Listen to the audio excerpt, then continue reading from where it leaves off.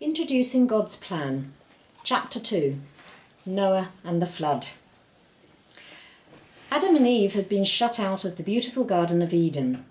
They had disobeyed God, and now they had to work hard to grow themselves food to eat and to make clothes to wear. Over the years, Adam and Eve had a number of children, both boys and girls. Their first two sons were called Cain and Abel. Cain and Abel had to work hard to help their mother and father.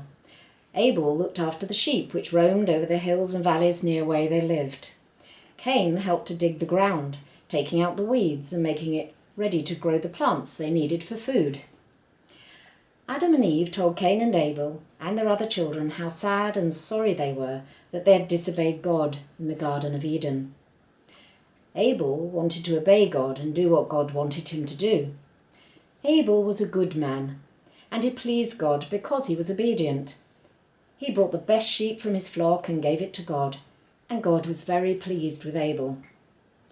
Cain also worked hard to help Adam and Eve, but he wasn't so worried about pleasing God. Cain did not give God what he asked for, and so God was not pleased with Cain. And as a result, Cain was angry and became jealous of his brother. And then one day, when Cain and Abel were both out in the fields together, Cain killed his brother Abel. God saw this. God punished Cain for his wicked act and said Cain would now find it even harder to dig the ground, to get rid of the weeds and grow his food.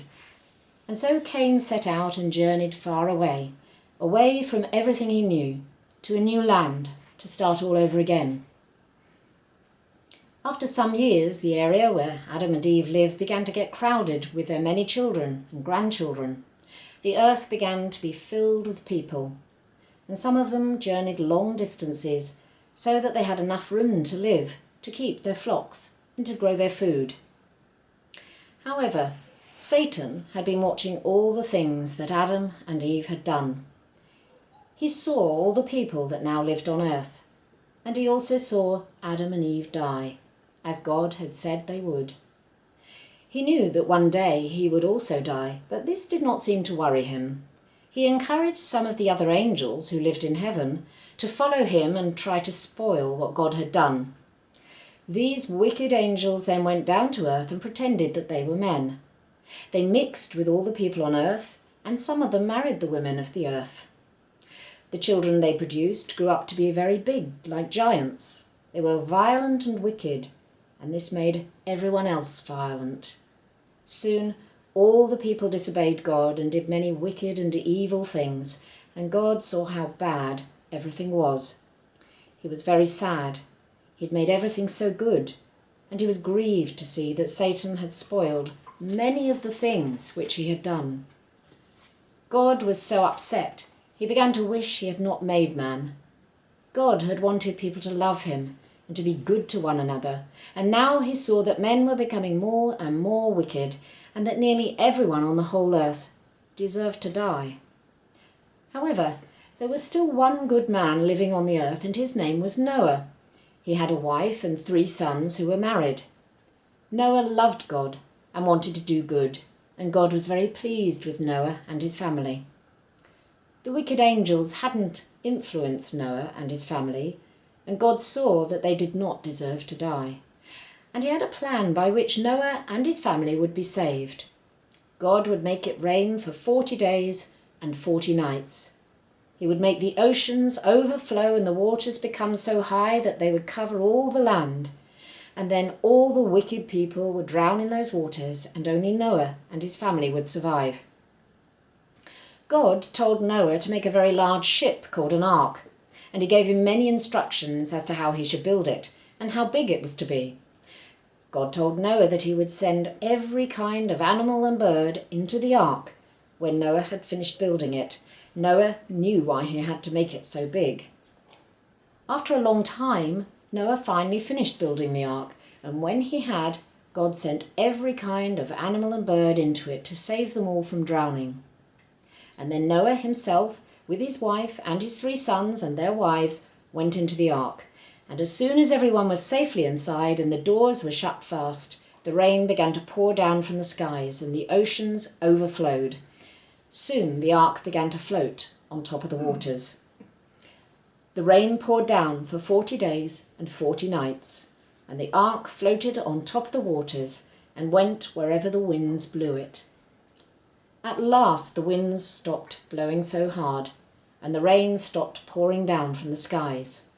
Slowly the waters over the earth went down, and after 7 months the ark came to rest on the mountains of Ararat.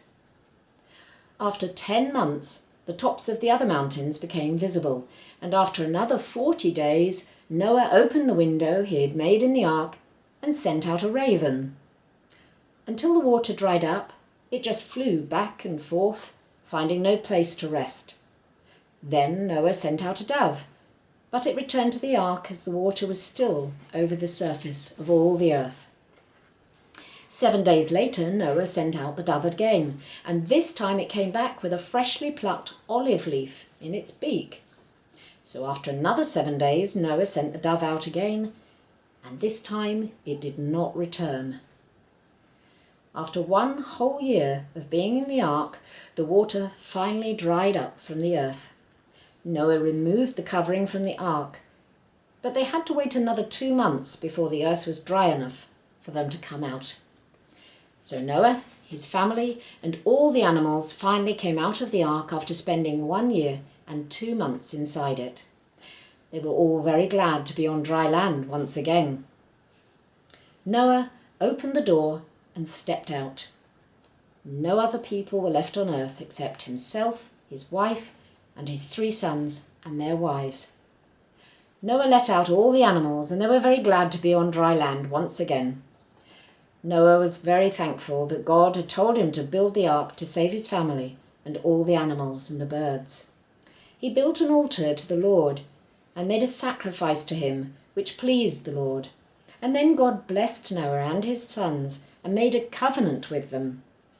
A covenant is a special agreement between God and man. God promised that never again would he flood the whole earth and destroy all life.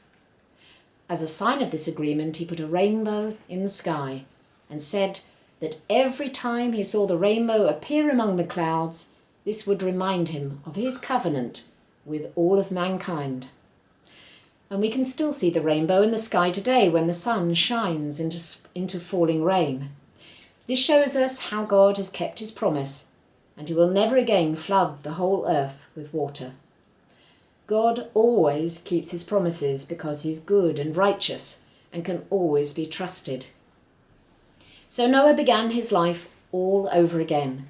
He and his family were a little like Adam and Eve, who had to start all over again when God shut them out of the Garden of Eden many years before.